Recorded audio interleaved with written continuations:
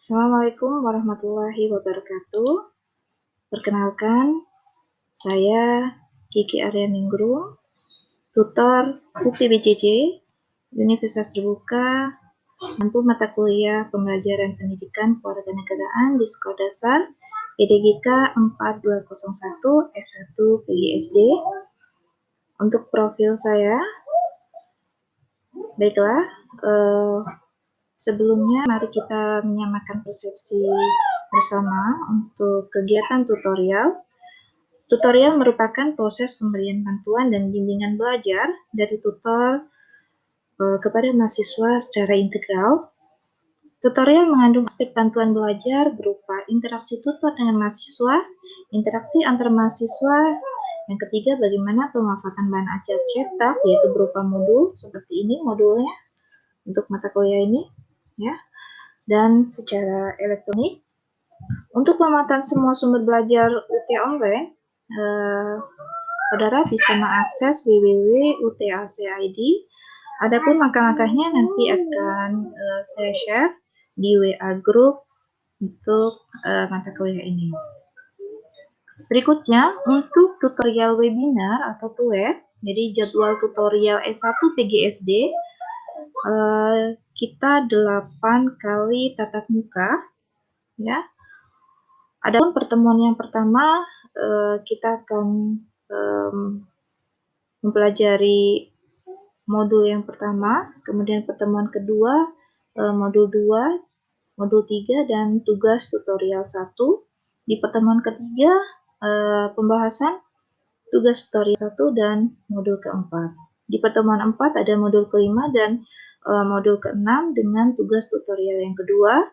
Pertemuan yang kelima membahas tutorial yang kedua dan modul ketujuh. Pertemuan keenam, modul ke-8, modul 9 dan 10 dengan tugas tutorial ketiga. Pertemuan 7, pembahasan tugas tutorial 3 dan modul ke-9, dan pertemuan ke-8 terakhir, modul ke-12, kemudian mengumpulkan revisi tugas dan penutup. Baiklah, untuk pertemuan tutorial yang pertama, saya akan menyampaikan peta materi yang pertama. Di modul yang pertama, yaitu tentang hakikat, fungsi, dan tujuan PKN di SD. Kemudian di modul kedua ada karakteristik PKN sebagai pendidikan nilai dan moral. Di modul yang ketiga, keterkaitan PKN dengan IPS dan mata kuliah, mata pelajaran lain. Kemudian di modul yang keempat ada konsep dan prinsip, ya. Kemudian ada modul kelima, konsep hak asasi manusia dalam Undang-Undang Dasar 1945. Di modul yang keenam ada konsep penegakan hukum di Indonesia. Kemudian modul ketujuh, konsep dan praktek demokrasi dan pendidikan demokrasi. Di modul ke-8, hubungan dengan tuntutan perilaku warga negara. Berikutnya, untuk peta konsep di modul yang pertama ada hakikat, fungsi, dan tujuan PKN di sekolah dasar. Adapun kegiatan belajar yang pertama yaitu mempelajari hakikat, fungsi, dan tujuan PKN di sekolah dasar. Kemudian di kegiatan belajar yang kedua yaitu ruang lingkup PKN di sekolah dasar, dan kegiatan belajar ketiga tuntutan pedagogis PKN di sekolah dasar.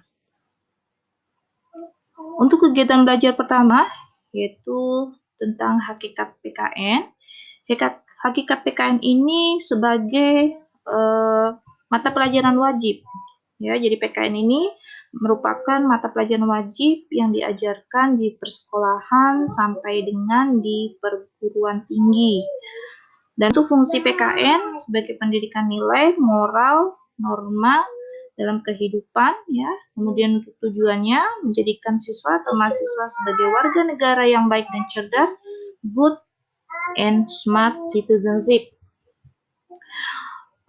Kemudian untuk kegiatan belajar yang kedua, yaitu ruang lingkup PKN. PKN di SD bermuatan materi persatuan dan kesatuan bangsa, norma, hukum, dan peraturan, kemudian hak asasi manusia, kebutuhan warga negara, konstitusi negara, kekuasaan dan politik, Pancasila, dan globalisasi. Sedangkan untuk ruang lingkup yang dimaksud yaitu tujuan mata pelajaran PKN ini di sekolah dasar. Berikutnya untuk kegiatan belajar yang ketiga, yaitu tuntutan pedagogis, memerlukan persiapan mental, profesionalitas, hubungan sosial guru dengan siswa. Guru dituntut untuk siap memberi contoh sekaligus menjadi contoh bagi siswa di dalam maupun di luar kelas ya, karena kita ini mau mengajarkan di SD, jadi ke PGSD-nya harus nampak begitu. Nah, untuk tugas di rumah, adapun tugas secara individu dan kelompok, jadi saudara nanti dalam setiap kegiatan belajar dapat melakukan meringkas, misalnya materi modul 1 sampai dengan ke-12, berlatih mengerjakan soal UAS PKN, kemudian mengerjakan latihan dan tes formatif dengan tekun, ya, kemudian sampai dengan menyelesaikan makalah dan presentasi di depan kelas secara bergiliran sesuai dengan jadwal, ya. Berikutnya tugas makalah ini nanti akan Ibu bagi ke dalam beberapa kelompok. Di sini ada kelompok 1 sampai dengan kelompok 10. Nanti penugasan ini akan Ibu share di WA group, ya. Jadi kalian nanti bisa mengikuti langkah-langkahnya seperti apa untuk penugasannya dan dapat dikerjakan dengan baik. Demikian yang bisa aku sampaikan. Terima kasih atas perhatiannya. Ibu akhiri. Wassalamualaikum warahmatullahi wabarakatuh. Terima kasih.